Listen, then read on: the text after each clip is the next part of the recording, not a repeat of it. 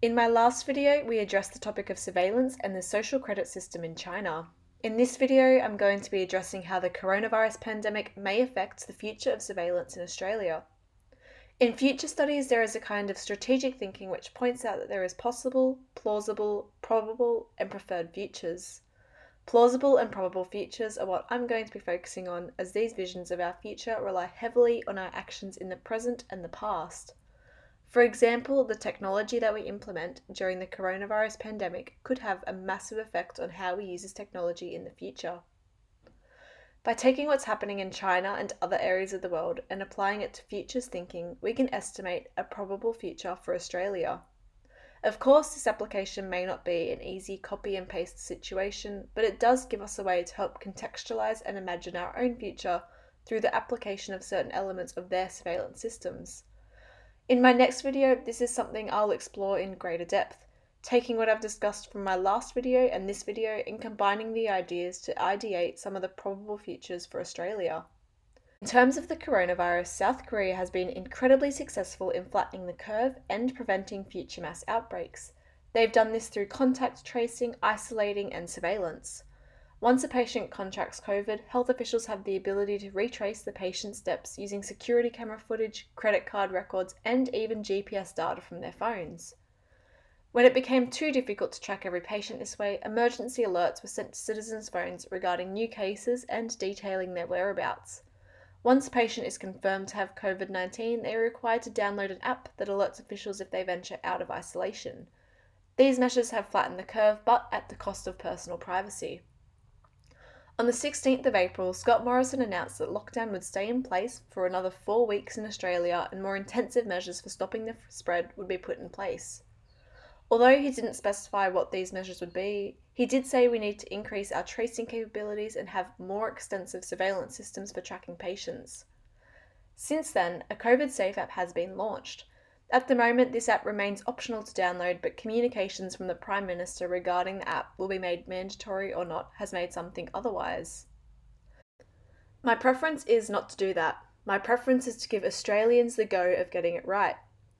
I don't want to be drawn on that. I want to give Australians the opportunity to get it right.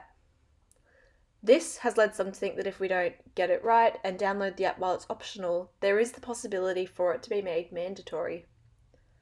Now, I'm not saying these measures are bad. The app could be incredibly helpful in tracking outbreaks, preventing them, deterring mass gatherings, among many other benefits.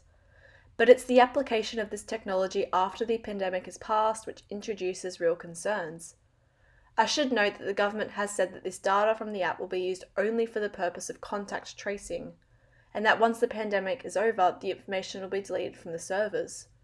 But who's to say that this will actually happen, or that it won't increase the government's interest in creating more intensive security measures in the future?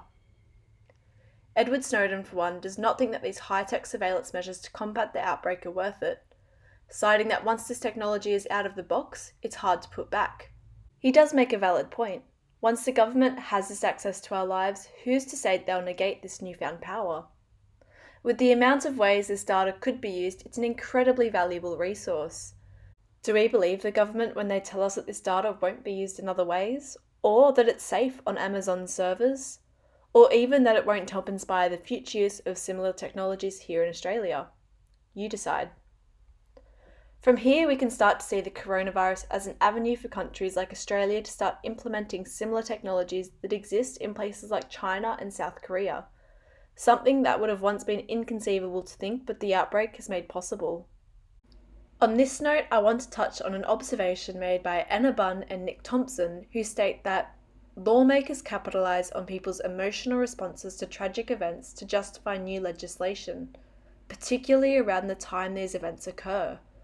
For instance, in the 6 years after 9/11, the Howard government pushed through a new anti-terror statute every 6.7 weeks on average.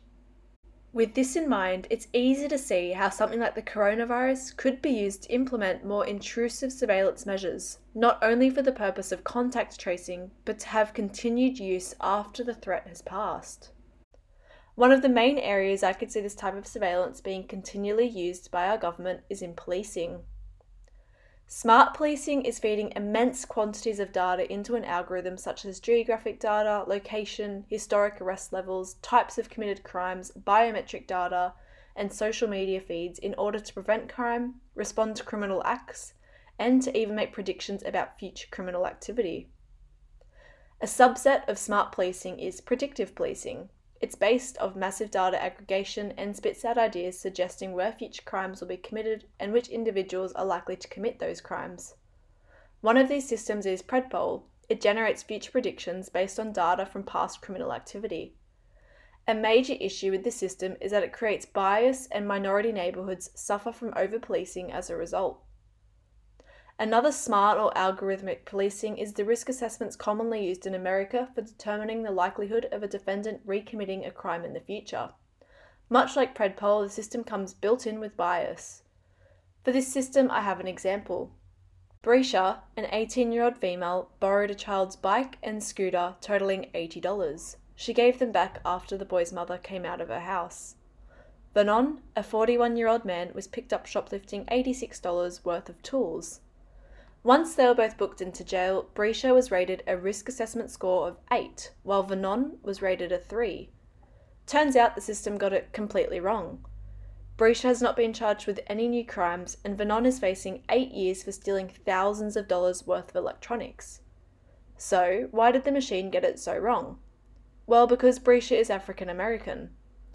ProPublica launched an investigation to better understand how these risk assessments worked. They found that black defendants were wrongly flagged as future criminals at almost twice the rate of white defendants. China also embraces predictive policing, with an initiative launched in Xinjiang collecting data from CCTV cameras, facial recognition devices, and Wi-Fi sniffers, as well as additional data from license plates, identification card scanners, health, banking, and legal records. Chinese authorities are supplementing this information with mandatory DNA samples from all Xinjiang residents. Once the system labelled ideate flags an individual, they can be picked up and detained for questioning, meaning it's very easy to take people in who have done nothing wrong. By looking at the history of predictive and smart policing used in places like America and China, it's easy to see where they go wrong. These systems are wrought with bias and often prove to be quite inaccurate. Even with these inaccuracies, these systems continue to be used. It's even plausible to think that this is a possibility for the future of Australia. Make sure to come back in my next video where I'll be discussing how smart cities, the social credit system, smart policing and tracking apps emerging from the coronavirus pandemic may shape the future of Australia in the year 2050.